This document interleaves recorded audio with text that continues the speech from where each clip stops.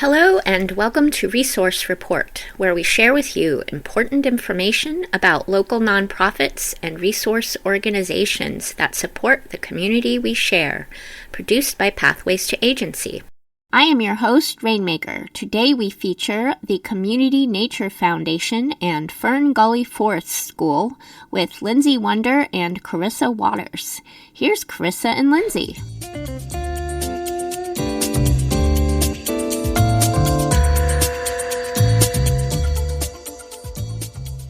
I am here at Chaos Radio in the production studio with Lindsey Wonder and Charissa Waters with Community Nature Foundation and Fern Gully Forest School. How are you guys doing today? We're great. Thank you so much for having us. Oh, you are welcome so much. Can you please introduce yourselves, your position, and how did you come to be here with Community Nature Foundation and the Fern Gully Forest School?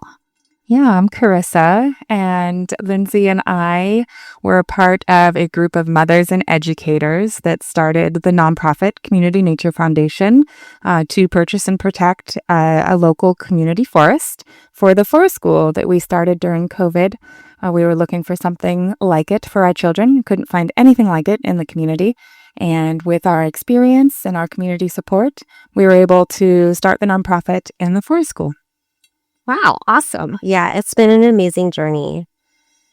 Yeah, we started the school partially as a response to the pandemic in 2020 because we were able to create the school, Fern Gully Forest School Preschool, with the kids being outside all the time and being unmasked during that time so that they could have the full access to their teachers' communication, their faces, the faces of their friends, and being able to be all outdoors. Creating that allowed us to meet the health and safety guidelines for our community and provide our kids with the social emotional connection that they really needed during that time. So it was a nice fit for the community and our families. That's awesome. Yeah. Wow. Yeah. So can you say a little bit more about what the Community Nature Foundation is, what y'all really do? Yeah, so we do grassroots fundraisers, some really fun community events to raise funds to purchase and protect more of this community forest, Fern Gully Forest. It's an urban forest located in Olympia within the city limits. It's a very small but mighty forest. It's kind of a hidden gem. You wouldn't know it was back there. And when you're in the forest, you wouldn't know you're in the city. And we had been looking around for other land trusts when we found out that this forest could be sold and developed. We were looking to see who could help us to protect it, and there were no other community organizations in the area that do small urban forests protection. There were others that do larger areas of forest protection, farmland protection, or endangered species protection. So because there was nothing like it, and we were already working to start the forest school for our own children, we decided to start the nonprofit with our community support in order to meet that need as well. And then the Fern Gully Forest School aspect? Yeah, so the forest school has been thriving since 2020. Yeah, Look at it when we look at it, Charissa. Yeah, 2021. And so the forest school originally was a business, an LLC. And as we developed the nonprofit, we eventually chose to dissolve the LLC as far as like licensing and that kind of stuff goes, and bring all of our youth programming, including summer camps, spring break camps, and now a program that we offer for older children ages 6 through 12 during the school year. So we brought all of that programming under the nonprofit. So that's been a big shift. Yeah, we did that last year because we originally had a piece of the forest donated to us in loving memory of Vicki Friend, who was a brother and sister who had inherited the piece of forest. And they sent a letter to all the neighbors letting them know that they were trying to sell it. And we hadn't known that that forest could be sold and developed. It was like a greenway. We thought that it was already protected. It was behind the forest school that we were starting. And we contacted them and let them know what we were doing, our vision. They were very supportive, ended up donating it to us once we finally got all of the paperwork back from the IRS and got official 501c3 nonprofit status. So they donated that piece in 2021. And then we were able to purchase just last year the neighbor's house that came with another 2 acres of the forest and the creek access. There's Indian Creek there. And it's right on the border of Woodland Trail system as well. So it's a really nice central location, walkable, bikeable, to get to Forest School. And so that's the location. We've created another outdoor classroom for the older kids there, 6 to 12-year-olds, homeschool enrichment classes. That's fabulous. That's awesome. How very lucky for y'all, especially that y'all were able to get that house. Yeah, it was amazing timing. That was just over a year ago. Yeah, we got a loan from the Washington Community Reinvestment Association. They're also a women-run nonprofit based in Seattle, and they invest in community. Just really loved what we were doing. We had a proposal for the Community Nature Center there, and they really loved and supported that and provided a great loan for us to be able to do that. We are still working on purchasing and protecting about another acre that's remaining of Fern Gully Forest. It is owned by a small development company who has also been really supportive of our vision for it. They are, needing and wanting quite a high value for that property. So it's been on hold for a while, especially last year as we were purchasing the neighbor's house and 2 more acres of the forest. So we have about 3 acres of the forest protected currently in the Community Nature Foundation. And we are still raising funds and doing community events to be able to purchase and protect the remaining forest. Awesome. Yeah, that section has the old growth trees, big red western cedar trees. So it's a really important part of the forest that we're still working to protect. Nice. Yeah, that piece of the forest that is currently for sale is in the middle of Fern Gully Forest. So it's a very critical piece of the whole forest. It's right in the middle of everything we're doing right now. So we need to do that as quickly as possible. And also I feel that it's coming. So we're looking forward to that. If you want to support that, come help. Ideally we would raise the $175,000 that they're asking for. It is a small family-owned company, and they need it for what they've told us is medical bills and things. So they really do need that money. So ideally, win-win situation. We are able to find a donor that can support the urban conservation of the urban forest. But also, it's really a piece of what we're doing right now to prove that it needs to be protected is looking for wildlife biologists, wetland scientists who can do some of those studies to help us show that it should already be protected.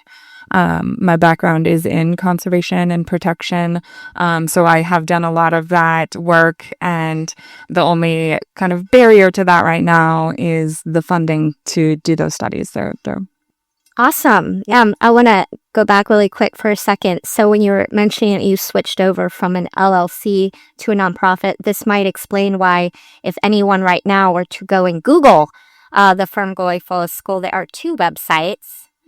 Correct. Okay. So that explains that?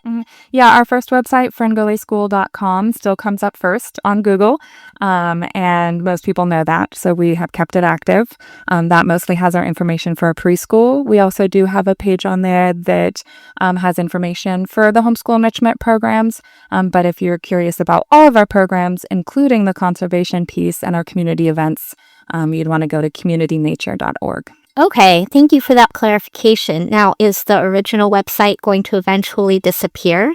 Eventually, once we figure out the Google SEO to improve the other website, yeah. It's a process.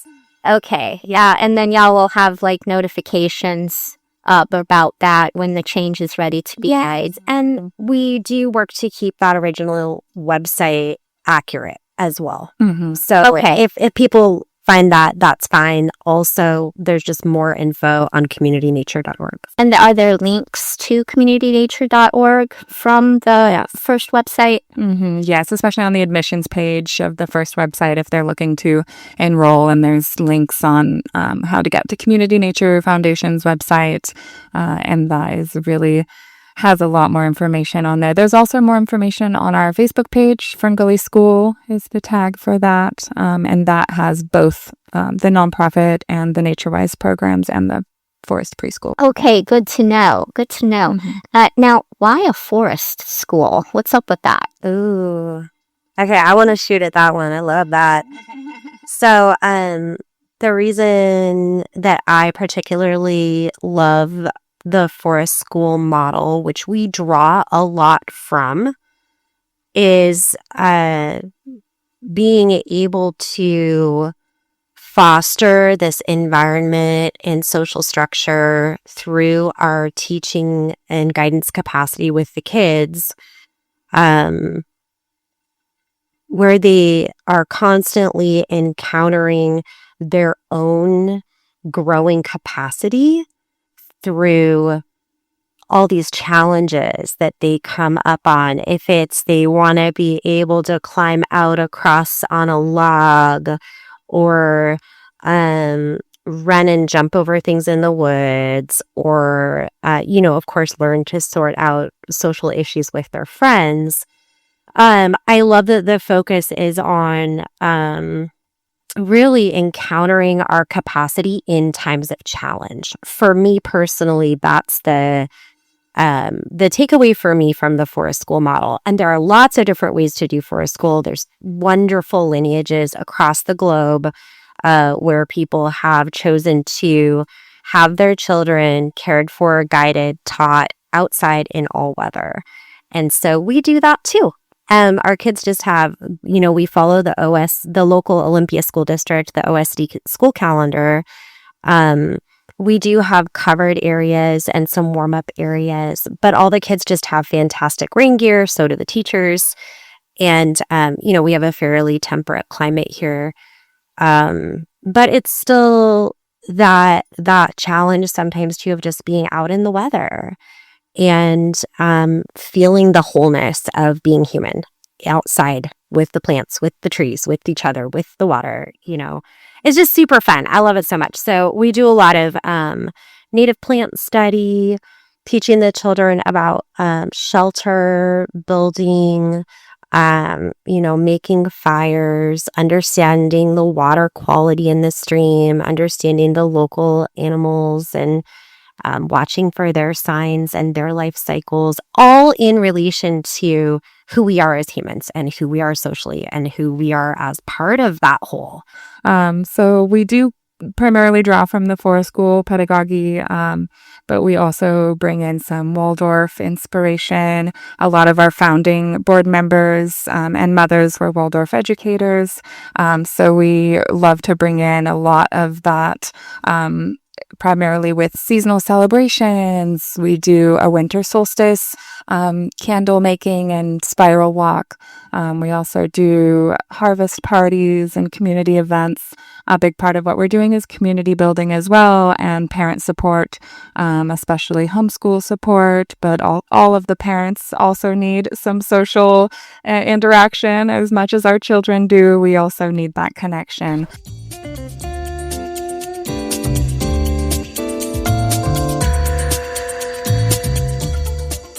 So we really follow the 4 realms of awareness and connection. We journey through that in both the preschool and the NatureWise program for older kids. The circle is for community, but there's also self-connection and awareness that we're bringing in with our curriculum of mindfulness. We do meditation practices and yoga, and then nature connection, of course, and wild crafting, ancestral skills, survival skills. So there's a lot interdisciplinary that we bring in that's really holistic education. Yeah, I think that the holistic education piece that we have found, we have found, particularly with the Waldorf schools, a lot of that really helping the children to be aware of and in their bodies, like a lot of movement, a lot of focus on play, and really celebrating where the kids are at developmentally and having their academic interest be met appropriately based on their own development. That's something that I really took away from my experiences with Waldorf education. And I feel like that is one of the best things we can offer our kids, is instead of trying to have them all do things at the same time, really seeing where they are and meeting them, which is, it's challenging, but I think that's the way we all grow and learn. So that's an important aspect of how we teach and encourage the kids. We also have Montessori influence as well. Yeah, I think especially you come from more of that. So you want to speak to what that's? Yeah, and now people who are not familiar, I'd love to have Montessori and Waldorf clarified. Right. Yeah, absolutely. We use a lot of Montessori methods in our interactions with children and in our daily flow. So it's a beautiful unstructured learning approach. So there is, of course, the teachers are, they're teaching and they are introducing subjects, but then there's open stations where the children get to go to different materials and are able to learn in a way that works best for them.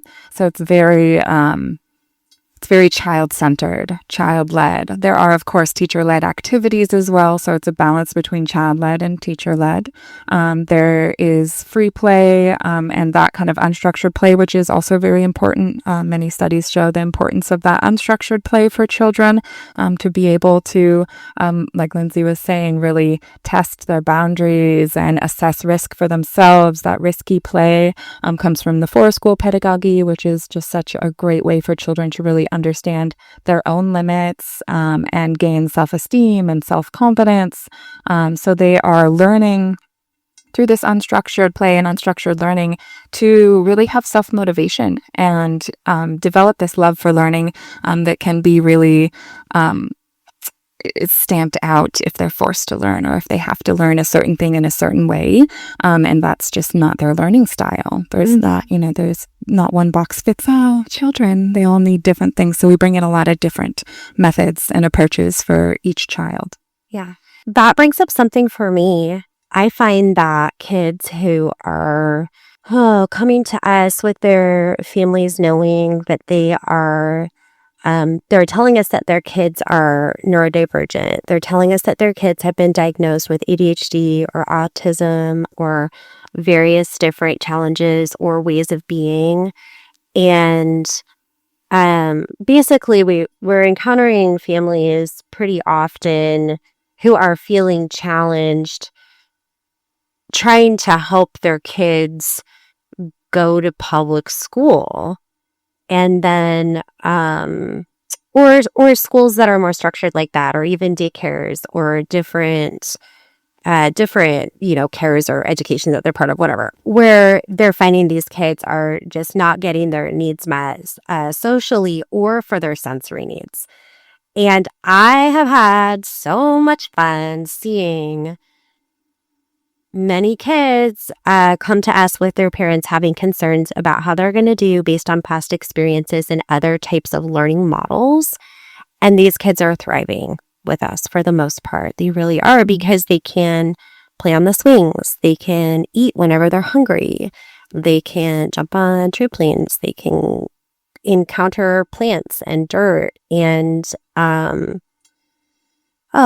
just get so much nurturing. And we have pretty small groups for the amount of, our student to teacher ratio is very low. So we're right there to help them when they have just issues coming up. We do a lot of work with helping the kids learn to regulate through, like Charissa was saying, meditation, mindfulness practices, just self-awareness. We put a huge focus on that. with our teachers for the kids so that the kids can really be held when they're having discomfort, if it's socially or they're encountering their own discomfort about their environment or their food or whatever's going on, and really helping them through co-regulation that we could offer them, as well as many different things that they can do. Like if it's, various types of crafting or building or just engaging with different things physically with their hands, or like I said, swinging or that kind of stuff. It could be petting the cat. That really helps sometimes. Other rabbits, animals, and having that sweetness is really grounding for some kids. And just being in nature is so healing. It's very therapeutic. Yeah, it's really amazing to see how these children are just so different when they're in nature based on what their parents tell us. So they are already just regulated and ready to listen. They have increased attention spans and they're much more engaged and wanting to do the activities. It's really beautiful to see how nature alone is so helpful for the children, just being outside. We like to say if a child is bouncing off the walls, don't punish the child, take away the walls. When you're coming out of a school environment that has pressure and now you have no pressure to perform, to be a certain way, that is extremely healing. Yeah, it is. And we do have a very strong structure of accountability, though, helping the children learn to be accountable as they learn to regulate, and then like next steps, like expressing their needs and being accountable, like understanding their feelings and be able to talk about those things. And, but yes, being accountable for how they treat others. Mm-hmm. That's a huge part of what we do. So we do have expectations, but based upon just how to be good people together. And I think that's another thing that is really important in the work that we do, is helping the children understand their capacity, how important they are to each other. And I really I like to focus on encouraging them to be genuinely curious about each other and remember that we're all friends, and to be kind. Mm-hmm. If we can stay with that and give ourselves space when we're feeling uncomfortable and ask for help if we're feeling uncomfortable, that's kind of the basis of everything. Everything comes back to that socially. When our expectation is that they do have the capacity to learn to regulate, they do have the capacity to learn to talk about their feelings and ask for help, they do have the capacity to be kind to each other. Even if it's not their favorite person, they have the capacity to be kind, I think that's it, is like that expectation that we have that they are capable and that they are awesome people, instead of coming down on them for doing things in ways that may be disruptive or hurtful to others sometimes. Instead of coming down on that, being like, whoa, okay, how did this happen? Mm-hmm. And always being available for that work. That's very important to us. And we want them to think about each other that way and be supportive of each other in those ways too. Mm-hmm. Yeah, for sure.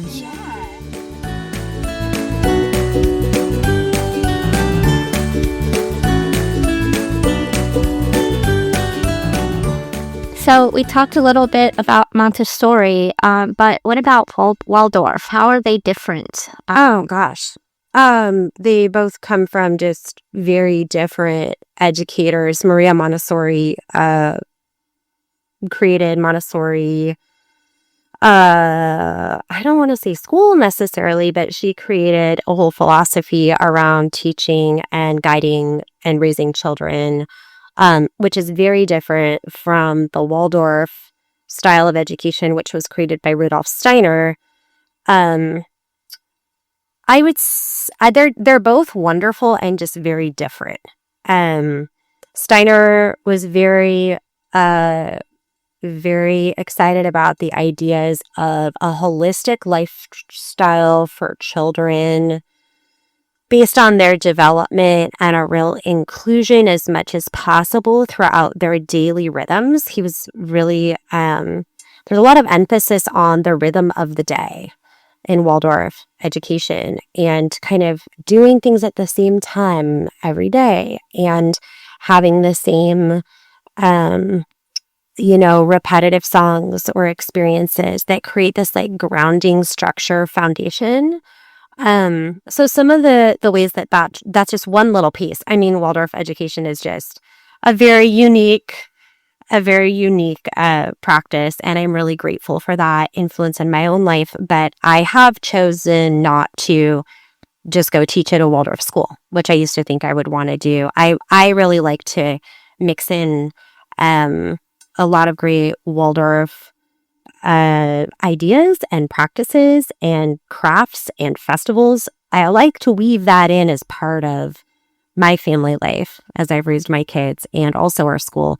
Yeah, so I like the very practical applications of, I remember one from a Waldorf parenting book was like, oh, your 2-year-old or 3-year-old is biting someone. I hand them a carrot and say, we bite carrots, not our friends. Just like very practical and like very like cause and effect, but without shame or blame. Mm-hmm. And I really like that. So anyway, that's a little bit about that. Montessori is much more based on offering the children a lot of different things. Like Charissa was saying, like we see that at our school by having different stations set up. They're always available. And there's always, for instance, in the preschool, there's always the mud kitchen. There's always the garden. There's always the bunnies. There's always the dress-up area. There's always the music. There's always the building blocks area or, puppet theater. The puppet theater, right? The painting area. There's different things that the kids always have access to. So we do have periods of the day at our school, or at the preschool especially, but in both programs, where the kids have free play. They have free play in the woods and also some light activities in the woods, the forest, but also in our preschool area where we have all these things that I just mentioned. There are certain chunks of the day that are just left open for them to be able to play and engage in all those different ways with the guidance and support of their teachers, as pertains to any which one thing they do. But they have a lot of freedom about when and how they want to do those things. So I would say that is a strong Montessori influence. Also, both Waldorf and Montessori practices, as well as Forest School, have a huge emphasis on a really healthy, like low toxin environment for children. So that being like, the types of images that they're exposed to, the types of materials that they're in contact with their hands, even as much as the materials that we wear. Everything, we impact everything impacts us. So, for instance, Montessori and Waldorf both styles of education do not promote the use of plastic toys or very much technology, especially at an early age. So there's an emphasis on natural materials, like I say natural, but like kids want to play in the dirt. So yeah, let's have them play in the dirt. Let's have them climb a tree, play with wooden blocks, like be in contact with things that are close to us. Of our own makeup. Does that make sense? I feel like I'm rambling about that, but that's a big difference between walking into some daycares or schools where you just see plastic everywhere, or you'll see just tons of screens and computers everywhere, and big screens even in kindergartens these days. I'm amazed by that. Because the kids are really needing to learn to engage with our actual environment, which is the natural world as humans. We have to be able to do that. So that's like why we do the forest school aspect of our work, particularly, is to help the children continually engage with the natural elements, being awareness of the weather and the moon cycle and the seasons and the longer days or the shorter days, or what are the plants doing right now? What are the animals doing? And then relating that to how they feel and what they're processing and what they're thinking about and what are the things that we do in our homes or in our communities during these different seasons. That I think it's very important for children to have an understanding of basic survival skills. So at our school, we do have a strong emphasis on that. Instead of, say, like a bunch of energy toward tech education, we simply don't do that at this point. I mean, lots of people are doing that. We're offering a difference. We want the kids to feel at home on the planet as humans and understand how to take care of themselves and each other practically and socially. And that's why I love Forest School. So, yeah.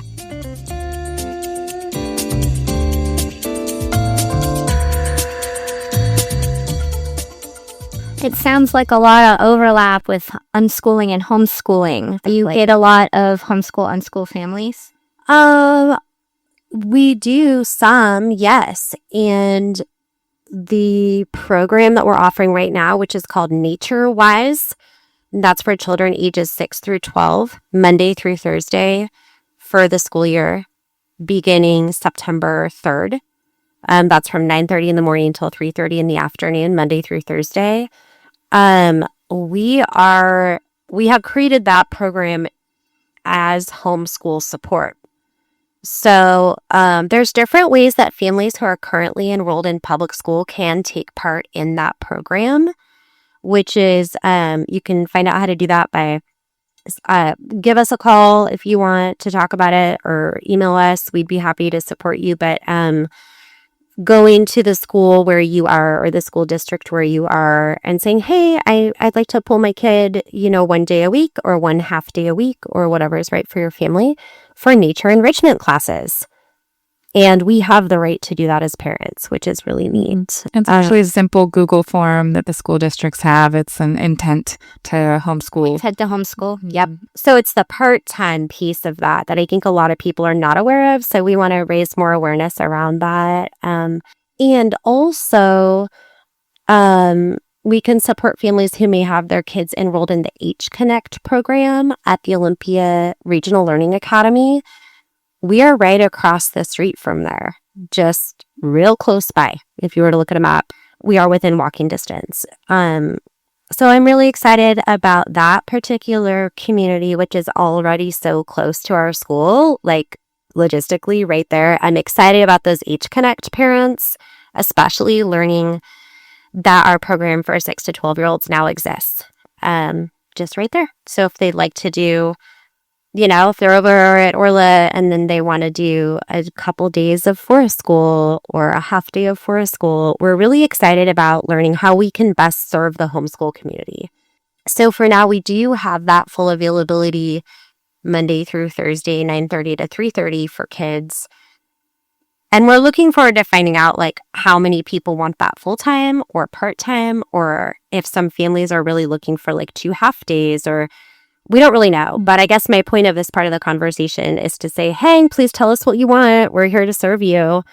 And we're really excited about seeing how we can best assist families meet their needs. There's so much there, which is just really awesome, that you really learn best in that actual environment doing those things. Mm-hmm. So for sure, stones on that. Hands-on learning is like a big thing. Yes, we're also very excited to integrate the hands-on academics, hands-on science and math and language arts and all of the subjects that homeschool families need to incorporate into their education plan in a really fun, outdoor, hands-on kind of way. Yeah, we've been working to create our curriculum based specifically on those needs that some homeschool families really want, on all of these different things which are generally referred to as subjects, right? And so we are including that same list basically in the curriculum that we're creating, but everything being through hands-on learning. So yeah, I'm excited. Right on.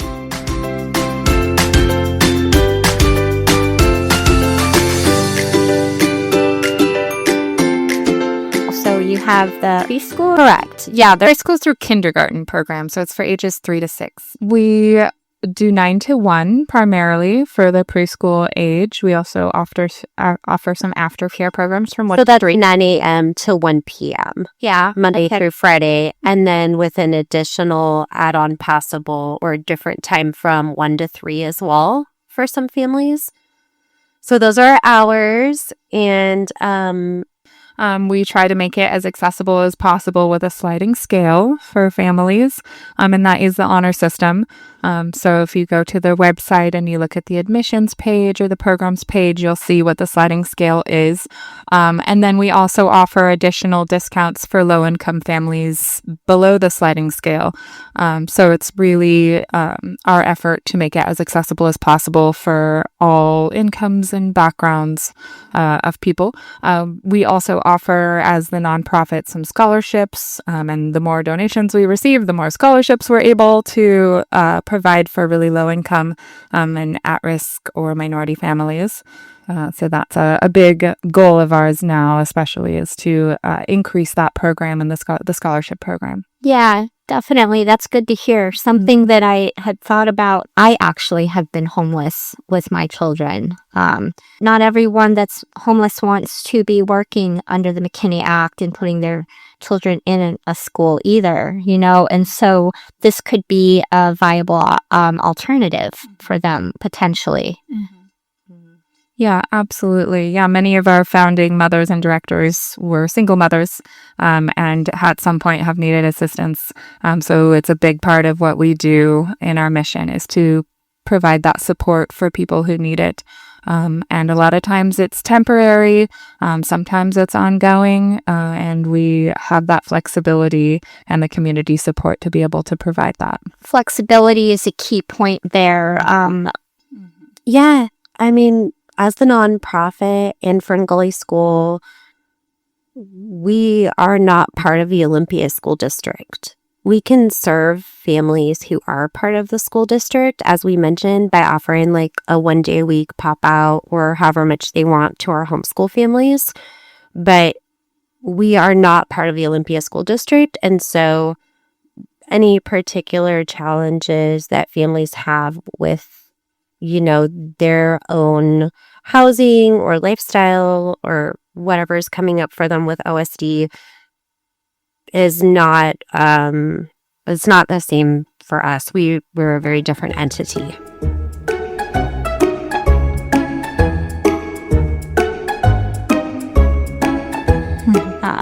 And so you have after school and camps, after school programs? We have summer camps in the summer. We have not opened our after school program. We do have an interest list for that. So when we get a long enough interest list, we would consider opening an after school program. At the moment, we are focusing on our preschool through kindergarten program and the new NatureWise program for kids 6 to 12. So that's 9:30 to 3:30. So it's not really after school. Oh, okay. Yeah, and we have had after-school programs in the past, and as Chris has said, we do have an interest list that we are adding to it this time. So, if families are looking for that after 3 p.m. type care, feel free to reach out to us and let us know, and we will continue to get that list together for us to be able to hire teachers to get that program going. We would just need to have enough people that really want it to happen. And we've been in that position before, and that's been great. And we're open to doing it again if there is that need in the community.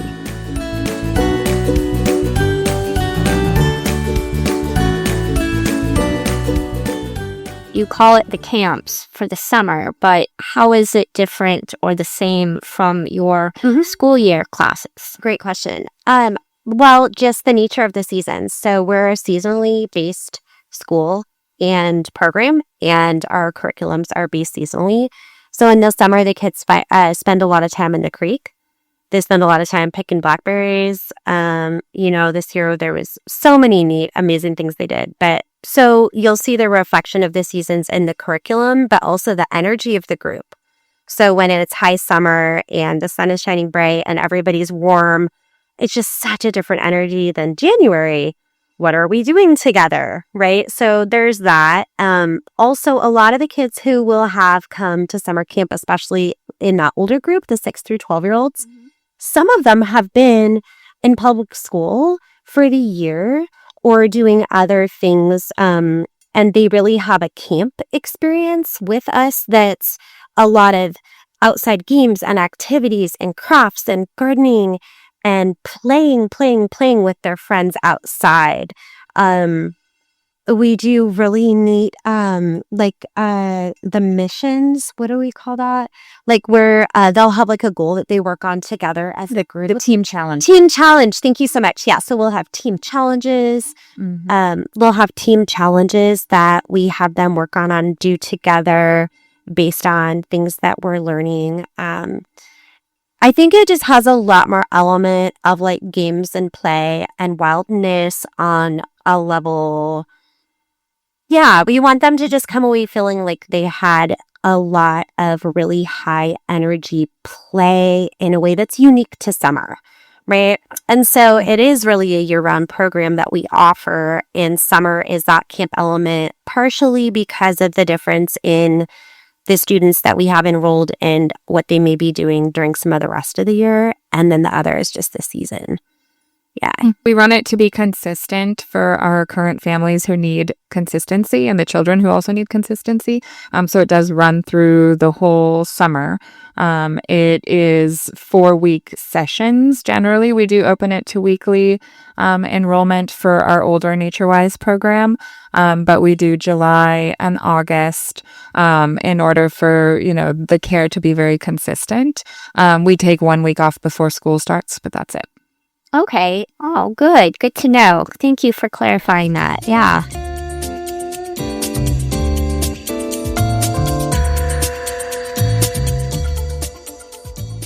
So you're talking specifically about age groups. Now, having a child myself who's neurodivergent, sometimes their physical age does not reflect their mental or emotional age. And so I've been able to, in the past, get my daughter into we had Outschool. There's something she wanted to do on outschool.com. Yes, your family was out. Yeah, totally. And so they had a certain cutoff age at 15. My daughter was 16, 17. Yeah, 17. But really, she was really on the same developmental level. And so they let her in after a conversation. Are y'all flexible in that? That is such an amazing question. So at this time, we can serve children up to age 12 in the particular program that we're offering right now. We do want to expand in the future to serve older children as well. And we're excited about that. But, one thing at a time. There is some flexibility as far as if your child is under 12 or, if they're 13 or 14, but they have 11 or 12-year-old development capacity, contact us. We'll talk about it. Yeah, there is potential for that.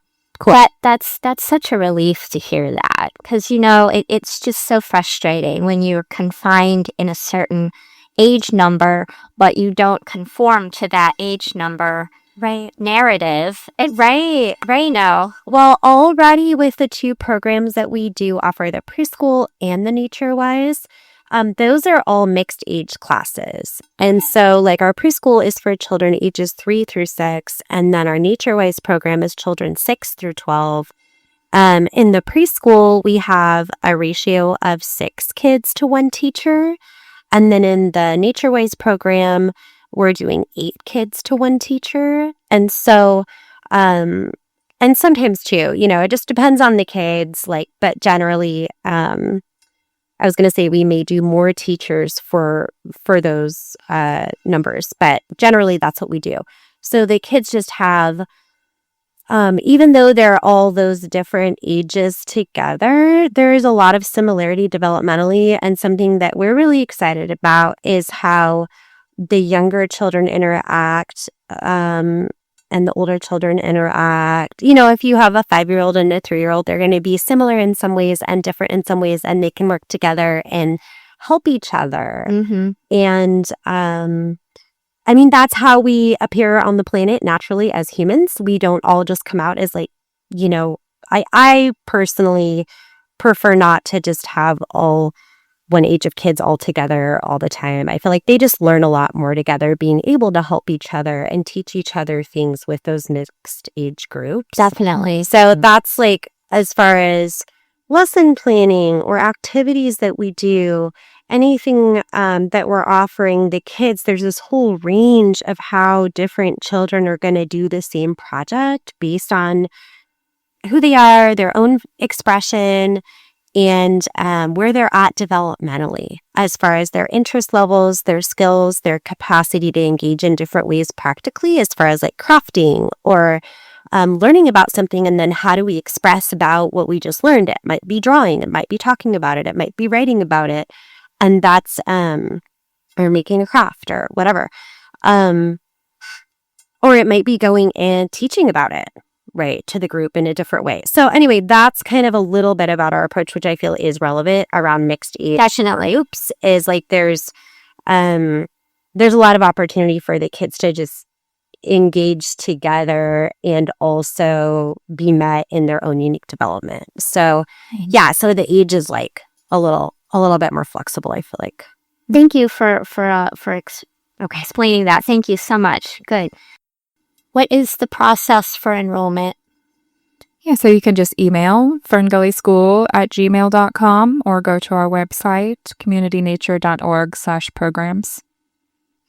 Cool. And so you said you're not part of OSD, but you do follow the OSD school calendar? Correct. And so the enrollment is around those periods of time. Correct. Yes, we have open enrollment currently. We only have a few spaces left in our preschools or kindergarten program, but we do have more availability in our new NatureWise program. Awesome. How do you handle accessibility? Have you had to manage with disabled students, children, wheelchairs? What is the accessibility? We do have wheelchair accessibility at our new Community Nature Center, so that is a big part of our mission for the new programs, to make it more accessible for all people of all income levels and all ability levels. Awesome. Awesome. And what about language accessibility? So do you have anyone bilingual with your teachers? Not at this time, no. We've had Spanish bilingual teachers in the past, and we are always looking for that. It's always a great thing to have. Awesome. It's just not a particular service that we offer at this time. And I saw something about community projects on your website. No, we have some really fun community events and projects. You can come in and help us pull ivy off of the trees. There's an invasive English ivy. There is, in the spring, we often do like a spring equinox egg hunt where the kids get to go and do an egg hunt in the forest, but the parents come and they're doing like a trash panda competition to see who can pick up the most and clean up the most. So we do restoration work in the forest, as well as just some really fun community projects. There's gardens, especially at the new place. We have a community garden space that we're working to develop. So it really just depends on each person's individual interests and how they want to contribute. Welcome to send us an email, again, ferngullischool@gmail.com, and just let us know if they want to get involved and be a part of these fun projects. Yeah, and we're always looking for ideas for projects, activities, events, teachings, skill shares from members of our community here in the local Olympia area or the South Sound. People who are drawn to or share our values and our mission for the kids and the community and the forest, to come, like, get in touch with us, come check out the property, check out the forest, check out the space that we have. We want to be, we want to be able to foster teachings, trainings, skill shares, what's another word for like practices, like different healing practices or activating practices. It could be different types of workshops. If people want to come and get in touch with us about collaborating with us on the property that we have to do community events that also we may not have thought of yet, or we may not teach ourselves.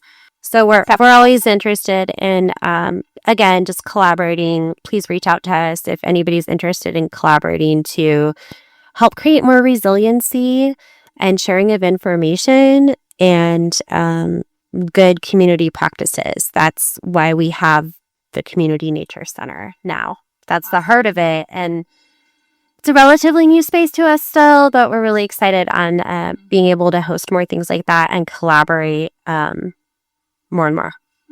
Awesome. Yeah, it has a nice big open community gathering space. There's also a kitchen, so we're looking at doing family cooking classes, maybe some parent support groups and different things like that there. Wonderful. Yeah. Do you work with indigenous tribes? Yeah, we work with Squaxin Island Tribe, and we're partnering with them more and more as we're developing this new program, the NatureWise curriculum. So they have some really amazing ethnobotany curriculum. It's the Cedar Box curriculum that they have at Squaxin Island. We've also worked with Nisqually Tribe as well. So we are always open to partnering more as well. So if anyone has connections and resources, please reach out. Fabulous.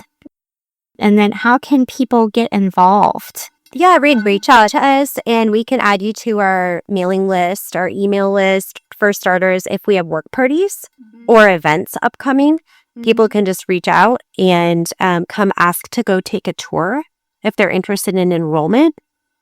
We have tours available regularly for any families who are interested in the school. And then if there are any practitioners or people who would just like to get involved and help out somehow with the land or the property, just reach out to us and say, hey, we're interested. There's lots of ways to be involved. Bilingual teachers? By wetland scientists, wildlife biologists. Is there anything else y'all would like to share? We're just really excited to be able to share this with the community. It is, of course, very word of mouth to get it out there for our new programs, especially for the NatureWise for 6 to 12-year-olds. So if you know any kids of that age, please share with them. Share as much as you can. We do believe that if all kids were able to get this kind of an education, we would have a very different world. So it gives us hope for the future. Yeah. I'm really excited that we can offer that program as well. That's like my big celebration right now. I love our preschool too and the community events and everything. I love that, but particularly offering such an amazing program for children who are generally referred to as school age and being able to just get them outside.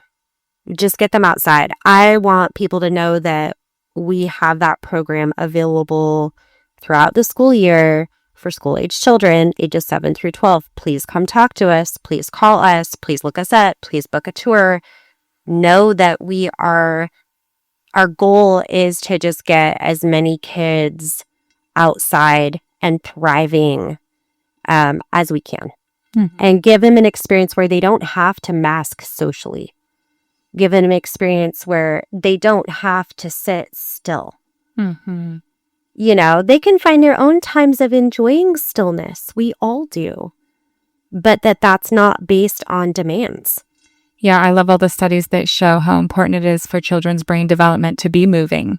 And especially at this age and school age, the primary learning is not usually incorporated with movement when it needs to be. It shows, in many studies that children need to be spinning or turning upside down or having a lot more brain breaks, body breaks in order to actually be able to learn. So I just really love all of those studies that show that. Also, the studies that show that kids need to be outside 3 to 6 hours a day. How many kids are actually getting that? Well, and left to their own devices, if they know that they can, I think most of them will. If they've ever been introduced to the joy of being outside, being barefoot in the grass or the dirt or growing something or playing in a creek or climbing a tree or hiding in the forest under the ferns, playing some kind of fun tag game. Some children haven't had those experiences, but ones that have will naturally crave that and want to do that more. I want to go outside. I want to go outside. I want to go outside. That's what kids say, once they know that life. And we just want to make sure that the kids around here can come play in the forest. We got it. We got it for you. Come play in it. And yeah, we are always very excited about any other foundations, businesses, individuals, grants, who can help us to continue fundraising to save Fern Gully Forest and also augment our capacity for scholarships. And so we can keep paying our teachers and pay them better too. So that's our need for the fundraising. So yeah, we're here. Come visit, come take a tour, come check it out, meet us, and see if we can offer that service. Awesome. Thank you both so very much for being here. Thank you for having us. Yeah, thank you. It's a pleasure to share.